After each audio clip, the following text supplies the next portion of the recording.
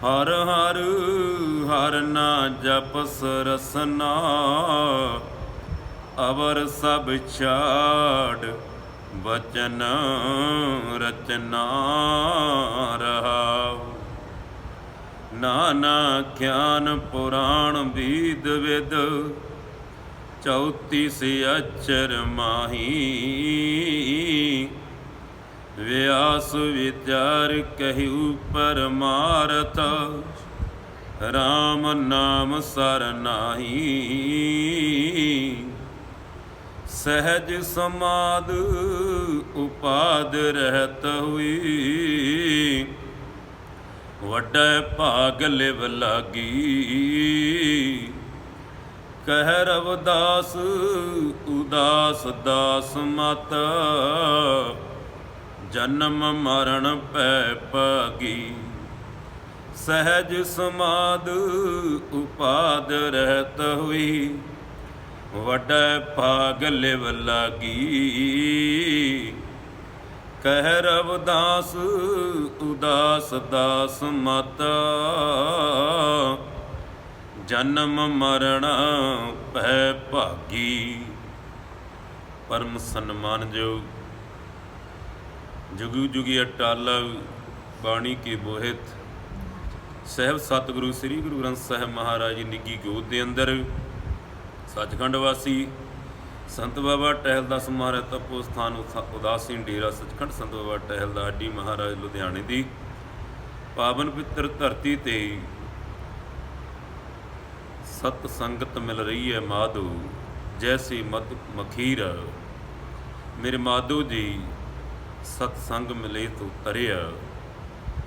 ਸਾਧ ਸੰਗਤ ਦੀ ਸਵਾਸਾਂ ਰੂਪੀ ਪੂੰਜੀ ਨੂੰ ਕੀਮਤੀ ਬਣਾਉਂਦੇ ਹੋਏ ਸਾਹਿਬ ਦਾ ਆਸ਼ੀਰਵਾਦ ਪ੍ਰਾਪਤ ਕਰ ਰਹੇ ਹੋ।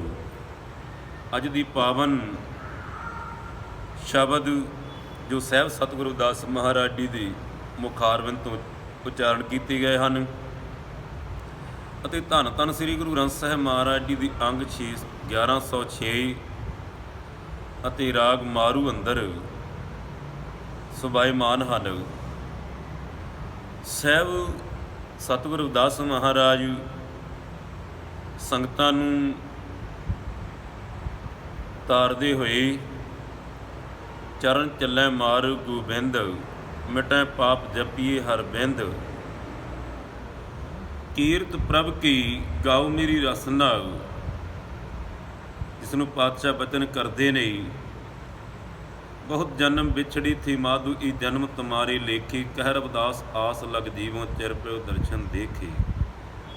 ਪਰਮ ਪਿਤਾ ਪਰਮੇਸ਼ਰ ਦੀ ਦਰਸ਼ਨਾਂ ਦੀ ਤਾਂਗ, ਪਰਮੇਸ਼ਰ ਦਾ ਪਿਆਰ, ਮਨੁੱਖਤਾ ਦਾ ਪਿਆਰ, ਸਤ ਸੰਤੋਖ ਧਰਮ ਧੀਰ ਦਇਆ ਦੀ ਗੁਣ ਬਖਸ਼ਿਸ਼ ਕਰਦੇ ਹੋਏ ਜਿੱਥੇ ਵਿਸ਼ਵ 'ਤੇ ਸੰਸਾਰ ਦਾ ਪਾਤਸ਼ਾਹ ਨੇ ਭਰਮਣ ਕੀਤਾ ਏ, ਉੱਥੇ ਸਾਧ ਸੰਗਤ ਜੀ ਧੰਨ ਸਾਹਿਬ ਸਤਿਗੁਰੂ ਦਾਸ ਮਹਾਰਾਜ ਜਿਨ੍ਹਾਂ ਦਾ ਆਗਮਨ ਬਨਾਰਸ ਦੀ ਧਰਤੀ 'ਤੇ ਹੁੰਦਾ ਹੈ। ਬਨਾਰਸ ਤੋਂ ਸਾਧ ਸੰਗਤ ਜੀ ਉੱਤਰਾਖੰਡ ਅਤੇ ਸਾਧ ਸੰਗਤ ਜੀ ਯੂਪੀ, ਮੱਧ ਪ੍ਰਦੇਸ਼, ਤਾਮਿਲਨਾਡੂ ਅਤੇ ਸਾਧ ਸੰਗਤ ਜੀ ਝਾਰਖੰਡ ਦੀ ਧਰਤੀ, ਜਿੱਥੇ ਸਤਿਗੁਰੂ ਦਾਸ ਮਹਾਰਾਜ ਸੰਸਾਰੀ ਜੀਵਾਂ ਨੂੰ ਕਰਮ ਕਾਂਡਾਂ ਵਿੱਚੋਂ ਕੱਢਦੇ ਹੋਏ ਬਚਨ ਕਰਦੇ ਹਨ। ਦੂਤ ਤਾਂ ਬਛਰੀ ਥਨੋਂ ਬਟਾਰਿਓ, ਫੂਲ ਭਵਰ ਜਨ ਮੀਨ ਵਿਗਾਰਿਓ।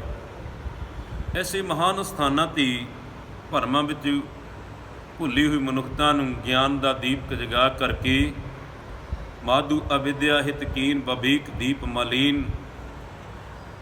ਸਤਿਗੁਰੂ ਰਵਿਦਾਸ ਪਾਤਸ਼ਾਹ ਮਹਾਂਨੁੱਖਾ ਅਵਤਾਰ ਦੁਰਲਭ ਅਹਿਸਾਸ ਕਰਾਉਂਦੀ ਨਹੀਂ। ਇਹ ਮਨੁੱਖਾ ਜੀਵਨ ਜਿਹੜਾ ਏ ਇਹ ਗਿਆਨ ਦੀ ਪ੍ਰਾਪਤੀ ਨਾਲ ਹੀ ਜ਼ਿੰਦਗੀ ਦੇ ਵਿੱਚੋਂ ਅਗਿਆਨਤਾ ਦਾ, ਵਿਕਾਰਾਂ ਦਾ, ਭਰਮਾਂ ਦਾ, ਕਰਮ ਕਾਂਡਾਂ ਦਾ ਜਿਹੜਾ ਨਾਸ਼ ਹੋਣਾ ਏ, ਵਿਕਾਰਾਂ ਤੋਂ ਮੁਕਤੀ ਮਿਲਣੀ।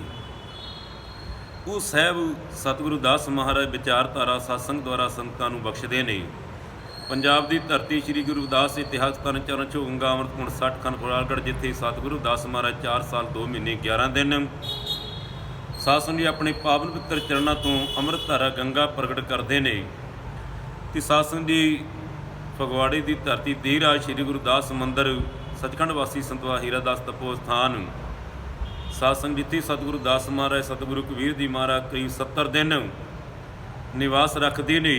ਤੇ ਸਾਧ ਸੰਗਤ ਜੀ ਅੱਜ ਸਤਿਗੁਰੂ ਦੀ ਚਰਨਾਂ ਦੇ ਅੰਦਰ ਪੰਜਾਬ ਦੀ ਧਰਤੀ ਸਾਧ ਸੰਗਤ ਜਿੱਥੇ ਸੰਗਤਾਂ ਵੱਡੀ ਗਿਣਤੀ ਵਿੱਚ ਇਕੱਠੀਆਂ ਹੁੰਦੀਆਂ ਨੇ ਤੇ ਸਾਧ ਸੰਗਤ ਦੀ ਅੱਜ ਸੰਗਤਾਂ ਦੇ ਵਿੱਚ ਬਹੁਤ ਤਰ੍ਹਾਂ ਦੀਆਂ ਸਾਧ ਸੰਗਤ ਦੀ ਧਾਰਨਾਵਾਂ ਨੇ, ਤਰ੍ਹਾਂ ਤਰ੍ਹਾਂ ਦੇ ਸਾਧ ਸੰਗਤ ਦੀ ਜੀਵ ਕਰਮਕਾਂਡ ਕਰਦੇ ਨੇ।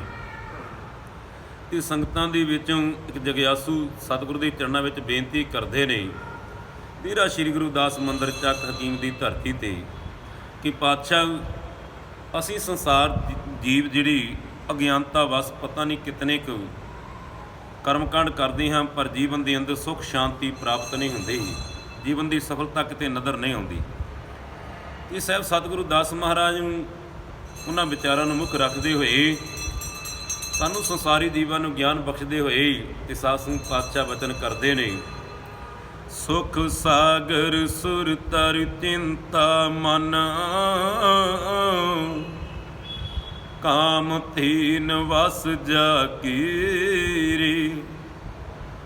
ਸੁਖ ਸਾਗਰ ਸੁਰ ਤਰ ਚਿੰਤਾ ਮਨ ਕਾਮ ਤੀਨ ਵਸ ਜਾ ਕੀਰੀ। ਚਾਰ ਪਦਾਰਥ ਅਸਤ ਦਸਾਂ ਸਿੱਧ ਨਵ ਨਿਧ ਕਰ ਤਲਤਾਂ ਕੀ।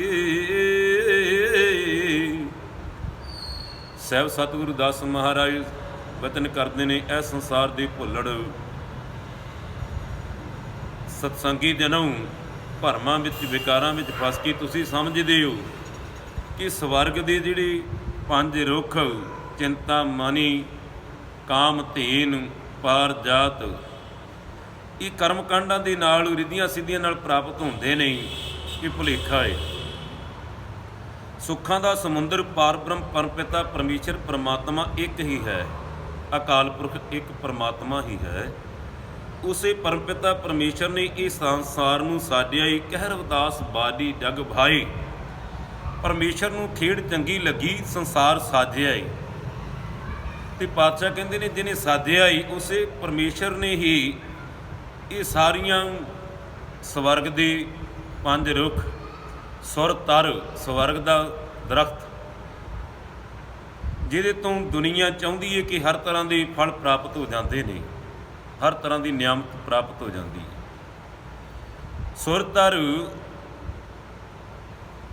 ਕਾਮ ਤੇ ਚਿੰਤਾ ਮਨ ਚਿੰਤਾ ਮਣੀ ਉਹ ਕੋਈ ਹੋਰ ਮਣੀ ਨਹੀਂ, ਉਹ ਸੰਸਾਰ ਦੀ ਕੋਈ ਹੋਰ ਮਣੀ ਨਹੀਂ ਜਿਹਨੂੰ ਦੁਨੀਆ ਲੱਭਦੀ ਹੈ, ਜਿਹਨੂੰ ਕਰਮਕਾਂਡ ਕਰਕੇ ਪ੍ਰਾਪਤ ਕਰਨਾ ਚਾਹੁੰਦੀ ਉਹ ਮਣੀ ਨਹੀਂ ਹੈ। ਉਹ ਤੇ ਪਰਮੇਸ਼ਰ ਦੀ ਸਿਮਰਨ ਰੂਪੀ ਮਣੀ ਹੈ, ਬੰਦਗੀ ਰੂਪੀ ਮਣੀ ਹੈ। ਚਿੰਤਾ ਮਨ